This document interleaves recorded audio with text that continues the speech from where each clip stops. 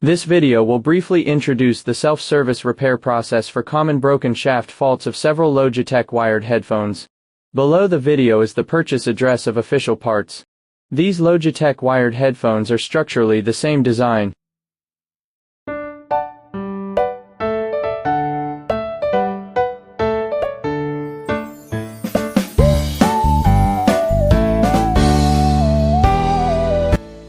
By replacing this part, there is no choice. A soldering iron is a must.